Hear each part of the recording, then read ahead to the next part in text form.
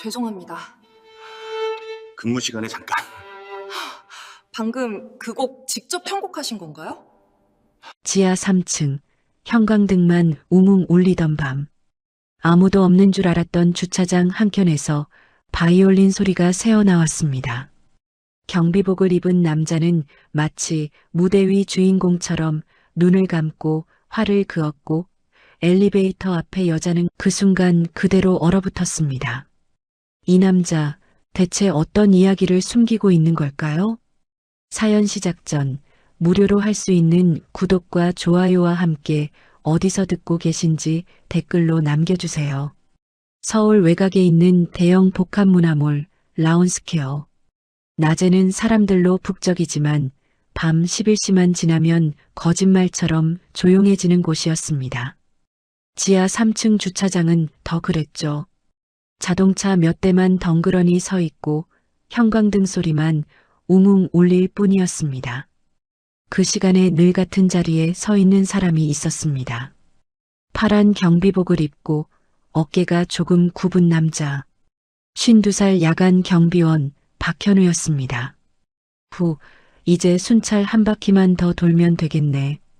현우는 무전기를 잠시 내려놓고 경비실 뒤편 조그만 창고 문을 열었습니다. 안쪽 낡은 사물함 맨 윗칸에서 기다리고 있는 물건이 하나 있었죠. 군데군데 칠이 벗겨진 검은 바이올린 케이스였습니다. 철컥 잠금쇠를 풀자 오래 쓰다 만 듯한 바이올린이 모습을 드러냈습니다. 광택은 옅어졌지만 현우 손이 닿는 순간 악기는 다시 살아나는 것 같았습니다. 조금만 딱 세 곡만 하자. 누가 들을 리도 없지. 그는 주차장 한켠 CCTV 사각지대에 서서 천천히 활을 올렸습니다. 조용한 지하에 익숙한 멜로디가 흘러나왔죠. 옛날에 수도 없이 연습하던 곡 하지만 한 번도 무대에서는 못 켜본 곡이었습니다. 현우는 눈을 감았습니다. 지금 이 순간만큼은 경비원이 아니라 다시 20살의 음악학도처럼 느껴졌습니다. 좁은 주차장, 기둥 사이로 울려 퍼지는 바이올린 소리는 왠지 공연장보다 따뜻하게 들렸습니다. 그때 엘리베이터 문이 조용히 열리더니 누군가 고개를 내밀었습니다. 까만 정장을 입은 40대 초반의 여성이었죠. 라운스퀘어 운영사 부대표 윤서진이었습니다. 그녀는 숨을 죽이고 한참 동안 그 자리를 떠나지 못했습니다. 지하 3층 경비원이 혼자 켜는 바이올린이라고는 믿기지 않을 정도로 깊고 애잔한 소리였거든요. 곡이 끝나갈 즈음 현우는 발자국 소리를 느끼고 급히 연주를 멈췄습니다. 서진과 눈이 마주쳤죠. 죄송합니다. 근무 시간에 잠깐. 현우가 허둥지둥 바이올린을 감추려 하자 서진이 조용히 말했습니다. 지금 방금 그 곡 혹시 직접 편곡하신 건가요? 현우는 순간 말을 잃었습니다. 자신이 주차장에서 바이올린을 켜고 있다는 것보다 누군가 그 소리를 제대로 듣고 있었다는 사실이 더 놀라웠습니다. 그날 밤 지하 3층을 가득 채웠던 음악은 이곳 사람들의 운명이 바뀌기 시작하는 첫 신호였습니다. 시간을 거슬러 30년 전으로 돌아가 봅니다. 현우는 전라도의 작은 공장에서 자란 장남이었습니다. 아버지는 작은 철공소를 운영했고 어머니는 빈틈없이 살림을 챙겼죠. 돈은 늘 빠듯했지만 아버지는 유독 한 가지에만큼은 아끼지 않았습니다. 현우야, 손이 길고 예쁘다. 바이올린 한번 해볼래? 동네 성당에서 우연히 들은 바이올린 소리에 어린 현우는 넋을 잃고 말았습니다. 낡은 라디오에서 나오던 음악과는 전혀 다른 세계였거든요. 중학생이 된 현우는 학교를 마치면 바로 시내 악기점 2층 레슨실로 달려갔습니다. 공장 일이 바쁜 날이면 아버지가 대신 트럭으로 데려다 주기도 했죠. 우리 아들 언젠가 큰 무대에서 켜는 거 아빠가 꼭 볼 거다. 아버지는 언제나 같은 말을 반복했습니다. 현우는 단 한 번도 그 말을 의심하지 않았습니다. 고등학교에 들어가서는 시립 청소년 오케스트라에도 들어갔고 지방 콩쿠르에서 상도 여러 번 탔습니다. 서울예술대학에 합격한 날 집안 식탁 위에는 값싼 막걸리와 삶은 계란이 올랐습니다. 하지만 그날 밤 아버지는 평소보다 말수가 적었습니다. 아빠, 왜 그래요? 안 기뻐요? 기쁘지 기쁜데 등록금이 문제네. 그래도 해보자. 아빠가 어떻게든 해볼게. 아버지는 그 후로 야간 작업까지 맡으며 더 열심히 일했습니다. 공장 기계 소리는 밤낮 없이 돌아갔고 아버지 눈 밑에는 짙은 그늘이 생겼습니다. 그러던 어느 겨울 새벽 전화벨이 요란하게 울렸습니다. 공장에서 일하던 이웃의 목소리가 떨리고 있었습니다. 형님, 공장에서 불이 났어요. 빨리 와보셔야겠어요. 그날 화재로 아버지는 크게 다쳤고 공장은 전부 타버렸습니다. 보험도 제대로 들어놓지 못한 상태였죠.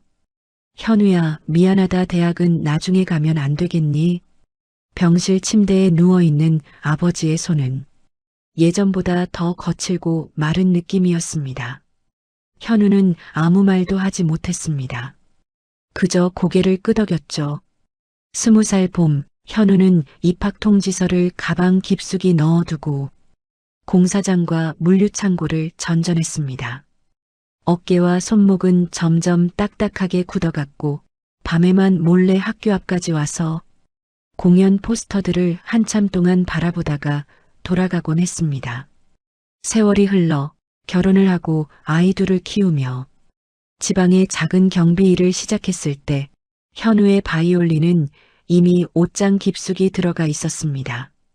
그러다 라운스케어가 생기면서 좀 더 나은 조건의 야간 경비 자리가 생겼고 현우는 다시 악기 케이스를 꺼냈습니다. 무대에는 못 서도 주차장 기둥 사이에는 내 소리 한 번쯤 울려도 되겠지.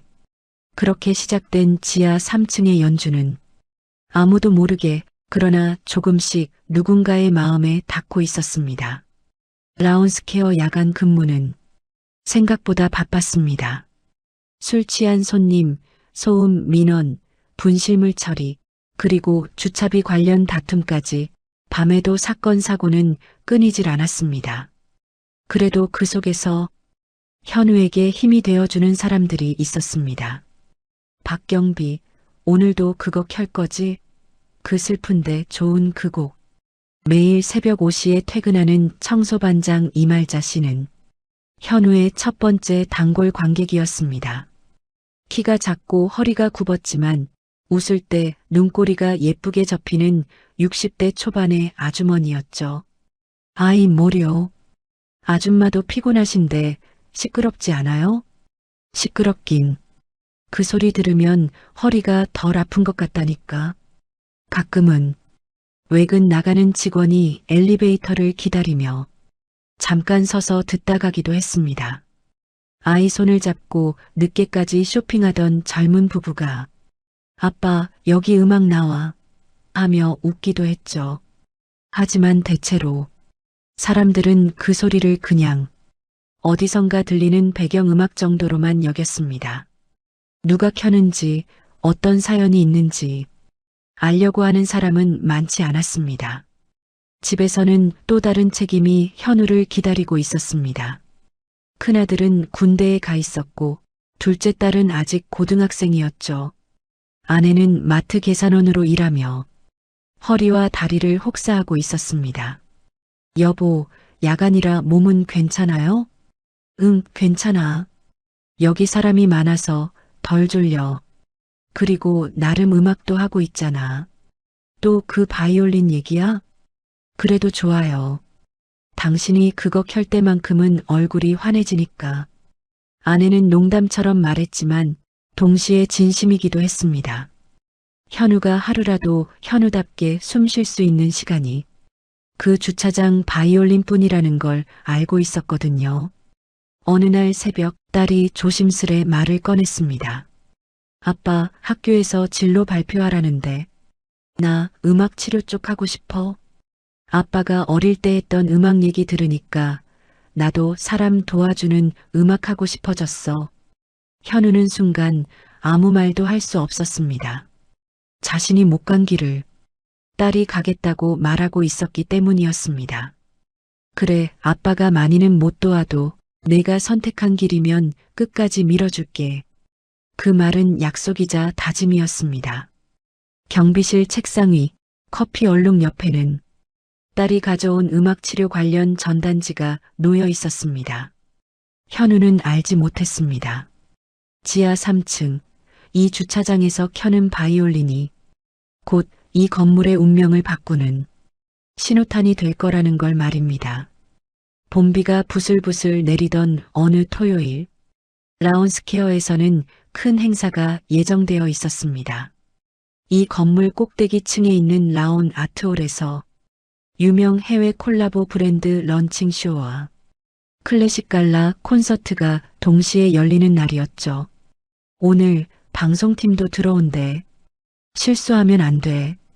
주간 회의에서 운영본부장 강문호 회장이 단단히 일러두었습니다. 그는 이 건물의 실질적인 주인으로 시와 은행, 여러 투자자들의 돈을 끌어모아 라운스퀘어를 만든 인물이었습니다. 저녁 7시 VIP 손님들이 하나둘 도착하면서 지하 주차장은 갑자기 분주해졌습니다. 외제차들이 줄지어 들어왔고 운전기사는 차를 대고 급히 승객문을 열어야 했죠. 조심하셔야 합니다. 오늘 미끄러워요. 현우는 빗물 닦는 걸레를 들고 계속 바닥을 닦았습니다. 구두가 미끄러지지 않도록 하는 가장 기본적인 일이었지만 누군가는 반드시 해야 하는 일이었습니다. 그때 무전을 통해 급한 목소리가 들렸습니다. 지하 3층 경비님, 비상 상황입니다. 아트홀 쪽에서 긴급 호출입니다. 현우는 깜짝 놀라 재빨리 무전기를 들었습니다. 무슨 일입니까? 오늘 메인 연주자라는 해외 바이올리니스트 폭우 때문에 공항에 발이 묶였다네요. 대타 연주자를 아직 못 구했답니다. 강 회장님이 난리세요. 잠시 후 현우는 아트홀 쪽에서 호출을 받았습니다. VIP 전용 엘리베이터 앞 서진 부대표가 불안한 얼굴로 서 있었습니다. 박 경비님, 잠깐만 올라와 주실래요? 제가요? 아까 지하에서 연주하시는 거 들었어요. 지금 상황이 심각합니다. 무대가 비면 방송도 행사가 다 망가져요. 현우는 당황했습니다. 주차장에서 혼자 켜는 것과 수백 명이 보는 무대는 전혀 다른 이야기였거든요. 그때 뒤에서 강 회장이 냉소적인 표정으로 다가왔습니다. 서진 씨, 지금 장난할 때가 아니야. 경비원이 무슨 무대야? 드레스 코드도 안 맞고 경력도 없을 텐데. 서진이 조심스럽게 말했습니다. 회장님, 지금 당장 가능한 사람은 이분밖에 없습니다. 연주 실력은 제가 들었습니다. 확실합니다. 강 회장은 코웃음을 쳤습니다. 좋아. 그럼 한번 들어보지. 경비원 양반, 이리 와봐요. 주변 직원들이 웅성거렸습니다. 누구는 웃었고 누구는 안쓰럽다는 표정을 지었습니다. 당신이 연주를 한다고? 좋소. 지금 이 자리에서 한 곡만 켜봐요. 괜찮으면 위험한 상황을 구한 공로로 보너스 10억을 챙겨주지. 하지만 개판이면 가만히 있지 않을 거야. 현우는 손에 땀이 흥건히 고였습니다. 하지만 서진의 눈빛에는 간절함과 믿음이 섞여 있었습니다. 아트홀 빈 좌석을 마주하고 현우는 어릴 적 아버지와 약속했던 곡을 떠올렸습니다. 한 번도 무대에 못 올렸던 바로 그 곡이었죠. 활이 현을 타고 내려가자 홀 가득 진한 울림이 퍼졌습니다. 조명도 무대 장치도 완벽하지 않았지만 소리만큼은 거짓이 아니었습니다. 기술 감독이 말했다. 이 정도면 솔직히 초청 연주자보다 낫습니다. 강 회장은 아무 말도 하지 않았습니다. 다만 표정에서 놀라움과 당혹스러움이 번갈아 지나갔습니다. 그날 현우는 급하게 정장 자켓 한 벌을 빌려 입고 갈라 콘서트의 첫 곡을 대신 맡았습니다. 언론은 경비원의 깜짝 무대라고 떠들어댔고 행사는 큰 사고 없이 넘어갔습니다. 밤늦게 서진이 조용히 경비실로 내려왔습니다. 오늘 정말 고맙습니다. 회장님이 말은 저렇게 해도 당신 덕분에 큰일 하나 넘겼어요. 현우는 손을 저었습니다. 전 그냥 빈자리 하나 채운 것뿐입니다. 하지만 그날 이후 사람들의 시선 속에서 현우는 더 이상 완전히 투명 인간은 아니게 되었습니다.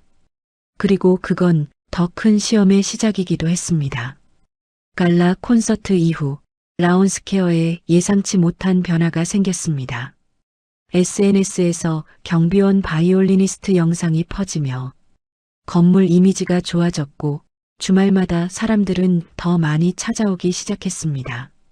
하지만 동시에 다른 문제가 터지기 시작했습니다.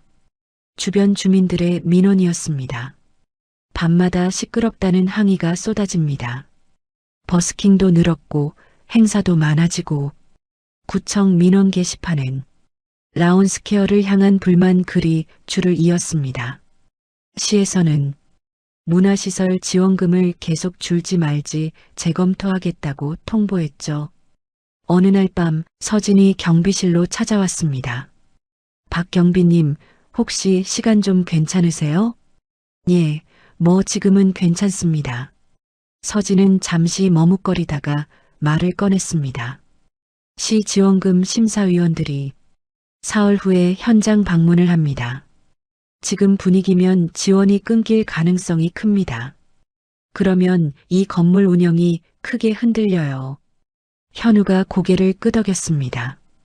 그런데 왜 그 얘기를 저한테? 당신이니까요. 서진이 단호하게 말했습니다.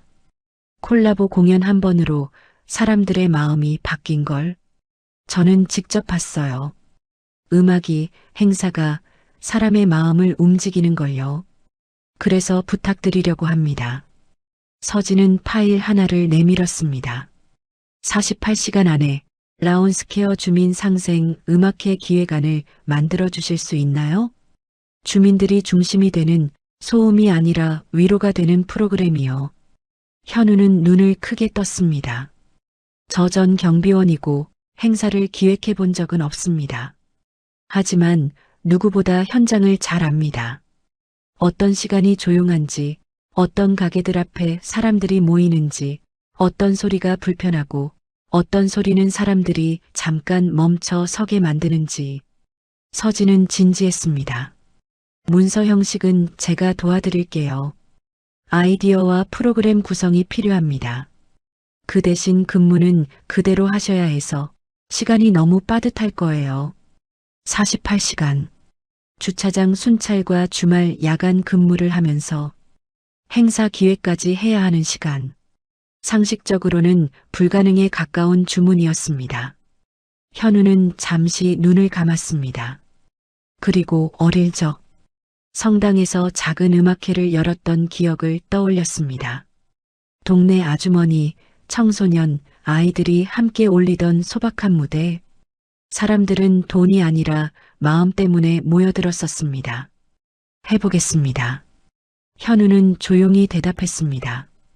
그날 밤부터 경비실 책상 위에는 CCTV 화면 옆으로 악보와 메모지들이 쌓이기 시작했습니다.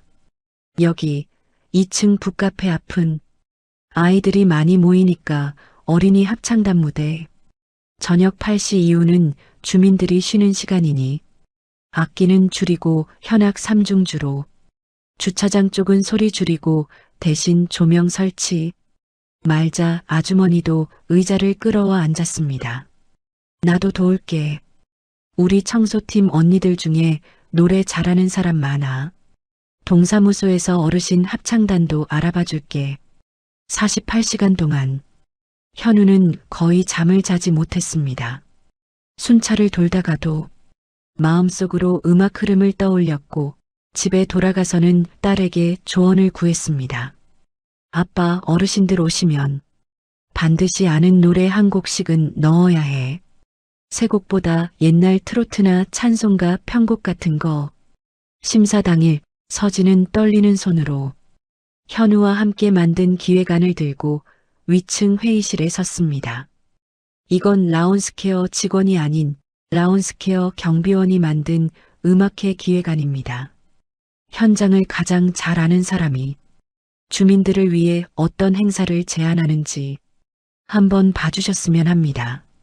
심사위원들은 처음엔 반신반의했지만 곧 기획안에 적힌 작은 배려 하나하나에 놀라움을 감추지 못했습니다. 완벽한 서류는 아니었지만 거기에는 수십 년 야간 근무를 하며 사람들을 지켜본 눈가, 무대를 그리워하던 음악가의 마음이 담겨 있었습니다. 그날 저녁 서진은 문자 한 통을 보냈습니다. 시 지원금 3년 연장 승인됐습니다. 축하해요. 박 과장님 아니, 박 선생님. 현우는 경비실 의자에 앉아 조용히 한숨을 내쉬었습니다. 그 한숨은 지침이 아니라 오래 묵은 체증이 조금 내려가는 듯한 숨이었습니다. 하지만 진짜 폭풍은 아직 오지 않았습니다. 지원금 연장이 결정되고 라운스케어는 시와 함께하는 시민음악축제를 준비하게 되었습니다. 해외 오케스트라도 초청하는 큰 행사였죠. 메인 무대는 유럽에서 온 저명한 지휘자 슈나이더가 맡기로 했습니다. 그는 실력만큼이나 까다롭기로 유명했습니다. 행사 전날 리허설이 한창일 때였습니다. 갑자기 객석에서 큰 소리가 들렸습니다. 이런 조건에서는 연주 못합니다. 짙은 억양의 한국어와 영어가 섞여 나왔습니다.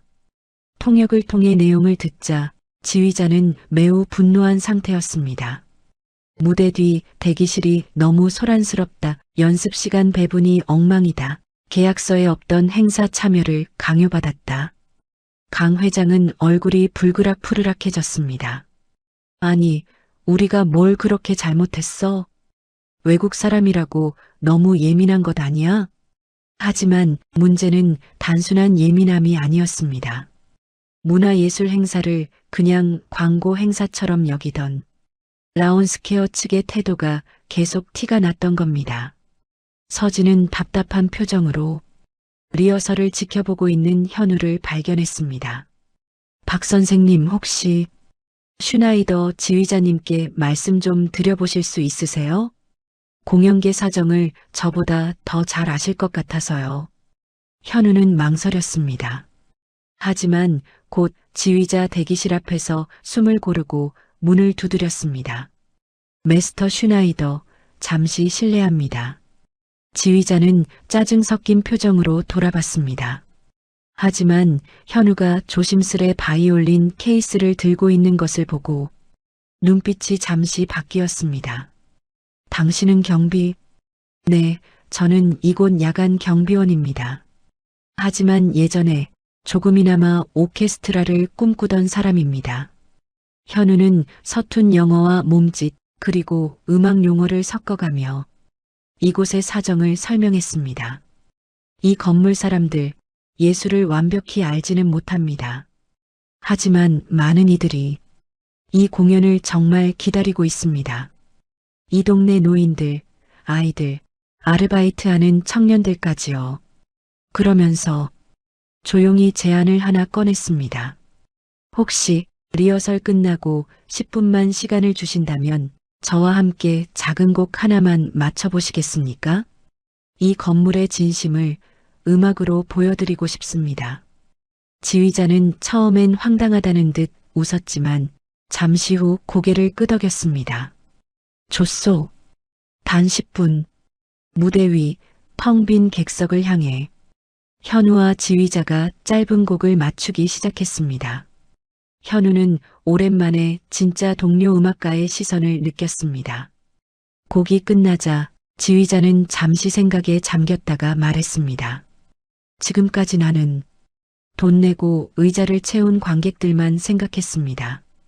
하지만 당신 말을 들으니 보이지 않는 관객들이 떠오르는군요. 그날 이후 지휘자의 태도는 조금 달라졌습니다. 스태프에게도 더 부드럽게 대했고 계약서에 없는 앵콜곡도 흔쾌히 허락했습니다. 그리고 마지막 공연에서 지휘자는 관객들에게 이렇게 말했습니다. 이 건물 지하에서 밤마다 혼자 연주하던 경비원이 있답니다. 오늘 그 사람이 들려준 이곳 사람들의 이야기를 음악 속에 담아보았습니다.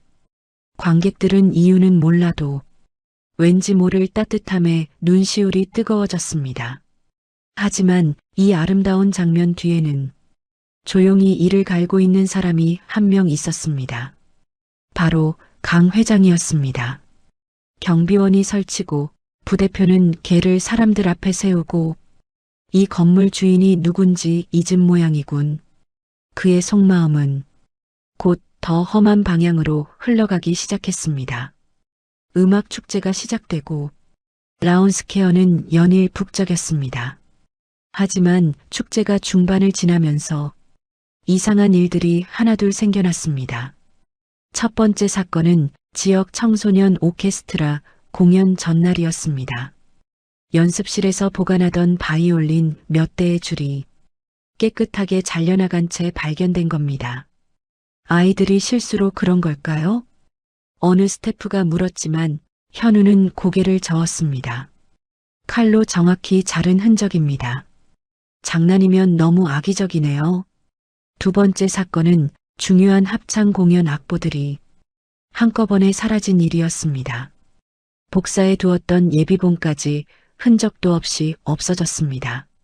세 번째 사건은 어느 날 새벽에 터졌습니다. 리허설 중이던 무대 위 스프링클러가 갑자기 작동하면서 악기와 음향 장비 일부가 물벼락을 맞은 겁니다. 소방 설비 점검 결과 누군가 고의로 시스템을 만졌을 가능성이 크다는 결론이 나왔습니다. 이쯤 되면 그냥 우연이라고 할 수가 없네. 서진이 얼굴을 굳혔습니다. 축제가 계속 망가지면 시와 후원사들은 라운스케어를 신뢰하지 못할 것이고 건물 가치는 곤두박질 칠 겁니다. 어느 날 밤 현우는 순찰을 돌며 평소와 다른 점들을 유심히 살펴보기 시작했습니다. 야간에 자주 남는 직원, 공연장 출입 기록, CCTV 사각지대와 설비실 접근 경로까지 그는 오랜 경비 생활 동안 익힌 습관대로 사람의 움직임을 먼저 보기 시작했습니다. 그중 유독 눈에 밟히는 사람이 있었습니다. 강 회장 밑에서 일하는 기획이사 조민기였습니다. 그는 축제 준비 기간 내내 계속 비협조적인 태도를 보였고 야간에 혼자 남아있는 일이 잦았습니다. 어느 비 오는 새벽 현우는 일부러 순찰 동선을 바꾸어 설비실 뒤편 통로를 지나가다가 조민기의 뒷모습을 보았습니다. 그는 누군가와 통화하며 말하고 있었습니다. 걱정 마십시오. 여기 분위기 이미 엉망입니다. 축제 끝나면 어차피 시에서도 이 건물은 문화시설로 부적합하다는 결론 내릴 겁니다. 그때 선생님 말씀대로 재개발 계획 다시 올리면 됩니다. 현우는 숨을 죽였습니다. 그리고 핸드폰 녹음 버튼을 눌렀습니다. 며칠 후 또 다른 사건이 터졌습니다. 메인 무대 조명 일부가 공연 직전 갑자기 꺼지는 바람에 관객들 앞에서 큰 소동이 난 겁니다. 공연 후 회의에서 강 회장이 책상을 내리쳤습니다. 이게 다 누굴 위한 축제야? 이렇게 계속 사고 나면 차라리 이런 행사는 접는 게 나을지도 모르겠군. 그때 현우가 조심스럽게 손을 들었습니다. 한 말씀 드려도 될까요? 회의실 사람들은 놀란 눈으로 그를 쳐다봤습니다.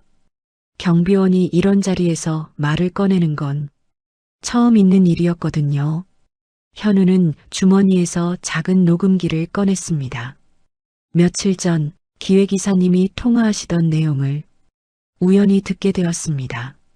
녹음 버튼을 누르자 조민기의 목소리가 회의실 스피커로 흘러나왔습니다.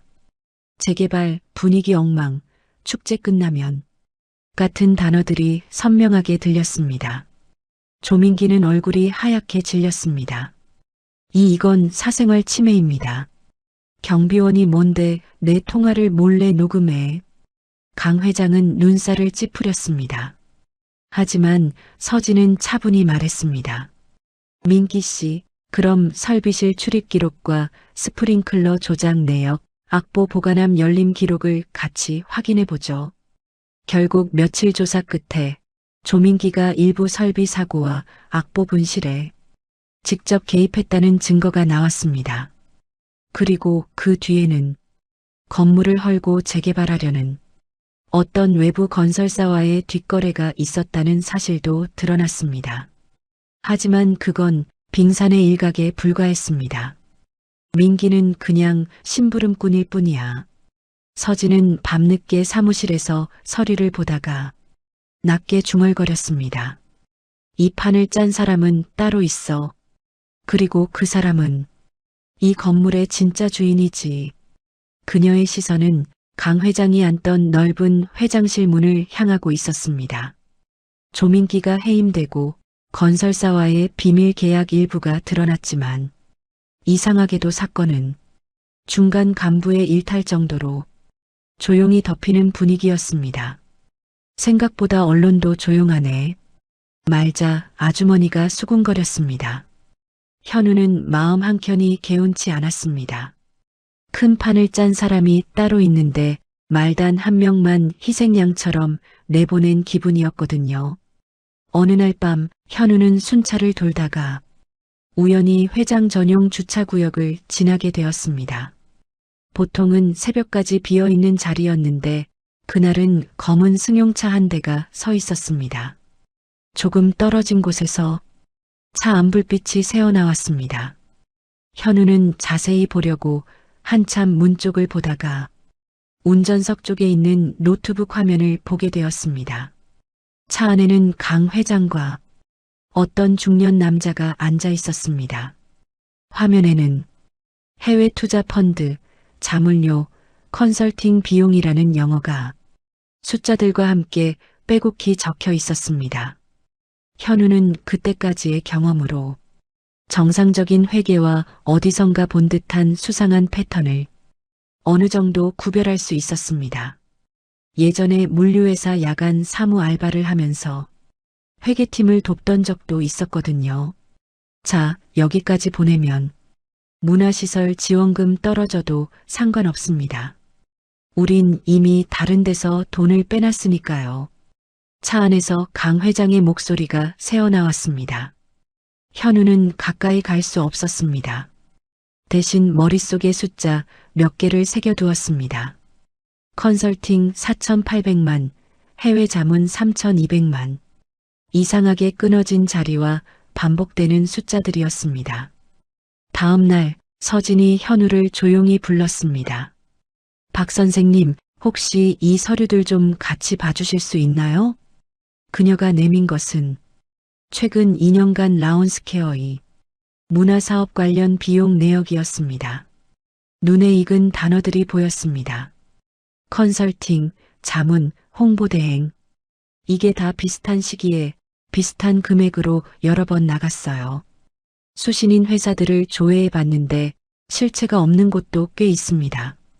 서진은 낮은 목소리로 말했습니다. 외부 감사 들어오기 전에 우리가 먼저 진실을 알아야 합니다. 그런데 솔직히 전 숫자에는 약합니다. 박 선생님, 예전에 물류회사에서 회계 도우셨다면서요? 현우는 놀랐습니다. 그걸 어떻게 해? 경비 이력서에 아주 작게 써 있더군요. 누군가는 대충 넘겨봤겠지만 저는 그런 게 눈에 들어오는 편입니다. 현우는 서류를 꼼꼼히 살펴보기 시작했습니다. 그는 음악을 할 때처럼 리듬을 먼저 봤습니다. 규칙적으로 반복되는 지출, 이상하게 끊기는 금액, 비어있는 계좌번호 몇 자리. 이거 마치 악보 중간에 일부러 쉼표를 이상한 곳에 넣은 것과 비슷하네요. 현우가 중얼거렸습니다. 누가 들으면 그냥 평범한 곡처럼 들리지만 자세히 보면 절대 자연스럽지 않은 쉼표들이 있어요. 이건 돈의 쉼표를 이상한 데 찍어 놓은 겁니다. 조금씩 퍼즐이 맞춰지기 시작했습니다.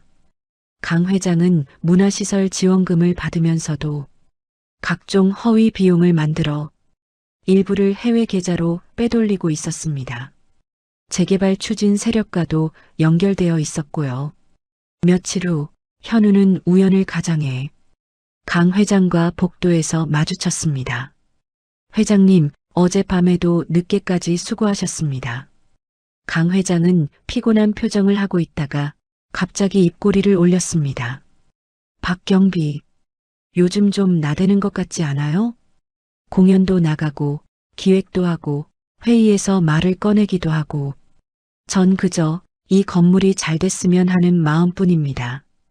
그 마음이 가끔은 회사에 해가 될 때도 있습니다. 강 회장의 눈빛이 차갑게 변했습니다. 당신 가족 이 근처 병원 다닌다면서요? 부인도 허리 안 좋다고 하고 딸은 학원 다니려면 돈이 많이 들 텐데. 그 말 한마디에 현우의 등줄기를 타고 차가운 땀이 흘렀습니다. 괜한 오해 살 행동은 하지 마요. 이 건물이 무너지면 당신 같은 사람부터 일자리 잃는다는 것 누구보다 잘 알잖아요. 그날 밤 현우는 주차장에서 바이올린을 켜려다 도저히 화를 올릴 수가 없었습니다. 손이 덜덜 떨렸기 때문입니다. 하지만 동시에 딸이 했던 말이 떠올랐습니다. 아빠, 음악 치료에서 제일 중요한 건 아픈 데를 피하는 게 아니래. 아픈 데를 정확히 찾아가는 거래. 그래야 고칠 수 있대. 현우는 알았습니다. 이제 도망만 다닐 수는 없다는 것을. 결국 시 감사팀과 외부 회계법인이 라운스케어 정기 감사를 진행하게 되었습니다. 그리고 그 결과를 발표하는 자리에 이사회, 시관계자, 언론, 시민단체까지 모두 모이게 되었습니다. 오늘은 라운스케어의 향후 운영 방향을 결정하는 중요한 자리입니다. 사회자가 말했습니다. 강 회장은 미리 준비된 자료를 들고 태연한 표정을 지었습니다. 이번 감사에서 일부 회계 처리 미비가 있긴 했지만 악의적인 의도나 횡령은 없었다는 결론이 나왔습니다. 일부 이사들이 안도의 숨을 쉬었습니다. 하지만 서진의 얼굴은 굳어 있었습니다. 그녀의 손에는 또 다른 파일이 들려 있었습니다. 잠시만요. 서진이 자리에서 일어났습니다. 부대표님, 지금은 그럴 시간이 아니. 어느 이사가 만류하려 하자 서진이 단호하게 말했습니다. 정식 절차에 따라 추가 자료를 제출하겠습니다. 그리고 한 사람을 증인으로 세우고자 합니다. 사람들은 웅성거렸습니다. 라운스케어 야간 경비원 박현우 씨입니다. 현우는 마치 꿈을 꾸는 사람처럼 단상으로 올라갔습니다. 수십 개의 시선과 카메라가 한꺼번에 자신을 향했습니다. 그는 깊게 숨을 들이쉬고 말했습니다. 저는 이 건물에서 3년간 야간 경비로 일해온 사람입니다. 그리고 밤마다 이 건물의 숨소리를 들었습니다. 스크린에는 현우와 서진이 함께 준비한 자료들이 순서대로 띄워졌습니다. 이상한 패턴의 지출 내역, 실체 없는 회사들, 반복되는 숫자들. 현우는 악보를 설명하듯 천천히 말했습니다. 음악에는 자연스러운 쉼표가 있습니다. 하지만 누군가 악보를 조작하면 이상한 곳에 쉼표가 생깁니다. 돈도 마찬가지입니다. 이 서류들에는 자연스럽지 않은 쉼표가 너무 많습니다. 이어서 강 회장이 차 안에서 나눈 통화 일부, 조민기와 건설사 관계자의 대화 녹취 등이 차례로 공개되었습니다. 지원금이 끊겨도 상관없다. 우리는 이미 다른 데서 돈을 빼놨으니까. 음성 파일 속 목소리에 회의실이 술렁였습니다. 강 회장은 벌떡 일어났습니다. 이건 조작이야. 경비 따위가 뭘 안다고. 그때 시 감사팀장이 자리에서 일어났습니다. 우리도 회계 자료들을 다시 검토했습니다. 외부 감사 결과와 박 경비님의 분석을 대조해 본 결과 실제로 동일한 패턴의 비정상 지출이 여러 건 발견되었습니다. 이사회 의장이 무겁게 입을 열었습니다. 강 회장님, 이에 대해 해명하실 수 있습니까? 강 회장은 처음으로 말문이 막힌 듯 했습니다. 입술만 파르르 떨렸습니다. 저는 단지 회사 살리려고 회사 뿌리를 파괴하셨습니까? 서진이 조용히 말했습니다. 잠시 정적이 흐른 후 의장이 선언했습니다. 본 이사회는 강문호 회장의 직무를 즉시 정지하고 횡령 및 배임 의혹에 대해 수사기관에 정식 수사를 의뢰하겠습니다. 플래시가 번쩍였습니다. 누구는 한숨을 쉬었고 누구는 안도의 미소를 지었습니다. 현우는 단상에서 내려오며 가슴 깊은 곳에서 무언가가 쑥 빠져나가는 느낌을 받았습니다.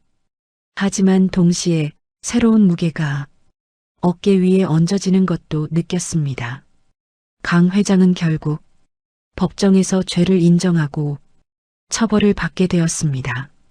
그가 빼돌린 돈 일부는 라운스케어와 지역 문화 사업에 다시 환수되기로 했습니다. 이사회는 새 대표를 뽑아야 했습니다. 여러 논의 끝에 사람들은 자연스럽게 한 사람의 이름을 떠올렸습니다. 내부 사정을 가장 잘 알고 이 건물을 진심으로 아끼는 사람, 숫자보다 사람을 먼저 보는 사람, 그건 윤서진 부대표였습니다. 대표 취임식 날 서진은 무대 위에서 한 사람을 불렀습니다. 이 건물을 지하에서부터 지켜온 사람, 어두운 주차장에서 누구에게도 들리지 않던 음악을 켜던 사람, 그리고 진실을 무대 위로 올린 사람. 박현우 선생님, 앞으로 라운스케어 예술안전 디렉터로 함께 해주시겠습니까? 사람들이 박수를 쳤습니다. 현우는 머리를 극적이며 천천히 무대 위로 올라왔습니다. 저는 여전히 밤이 편한 사람입니다. 주차장 냄새도 익숙하고요. 하지만 그 어두운 곳에서 음악을 켜던 시간이 헛되지 않았다는 걸 이제야 알 것 같습니다. 며칠 후 라운스케어 1층 로비 한쪽에는 특별한 안내문이 걸렸습니다. 새벽 바이올린 프로그램 박현우와 함께하는 늦깎이 음악교실. 나이가 많아도 직업이 달라도 악기를 잡아본 적이 없어도 음악을 시작할 수 있습니다. 프로그램 하단에는 작게 이런 문장이 적혀 있었습니다. 주차장에서 시작된 음악이 이제 더 많은 사람들의 무대가 되기를 바랍니다. 현우는 야간 근무를 완전히 그만두지는 않았습니다. 여전히 어떤 밤에는 지하 3층을 한 바퀴 돌고 난 뒤 잠깐 바이올린을 켰습니다. 이번에는 혼자가 아니었습니다. 말자 아주머니도, 카페 아르바이트생도, 아르바이트 끝난 대학생도 조금씩 모여 작은 합주를 만들었습니다. 딸은 음악 치료를 전공하는 대학생이 되었고 가끔 아빠 프로그램에 와서 어르신들 손을 잡고 천천히 노래를 부르기도 했습니다. 어느 늦은 밤 현우는 로비에 새로 생긴 작은 문구 앞에 섰습니다. 모든 일에는 존엄이 있습니다. 모든 사람 안에는 아직 무대에 오르지 못한 재능이 있습니다. 그는 자기 자신에게 조용히 말했습니다. 그래, 무대에 조금 늦게 올라왔을 뿐이지. 나는 아직도 연주 중이야. 창밖으로는 늦은 버스를 기다리는 사람들, 야근을 마치고 나오는 직장인들, 배달 가방을 맨 청년들이 보였습니다. 현우는 알았습니다. 어디선가 지금 이 순간에도 주차장, 편의점, 병실, 콜센터에서 자신의 재능을 숨긴 채 하루를 버티고 있는 사람들이 있을 거라고요. 그리고 마음속으로 그들에게 이렇게 말했습니다. 언젠가는 당신의 소리도 세상에 들릴 날이 올 겁니다. 그러니 너무 일찍 포기하지는 마세요.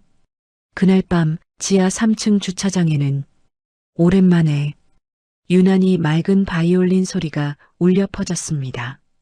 더 이상 숨어서 켜는 소리가 아니라 사람들을 향해 당당히 건네는 초대장이었습니다. 오늘의 사연 어떠셨나요?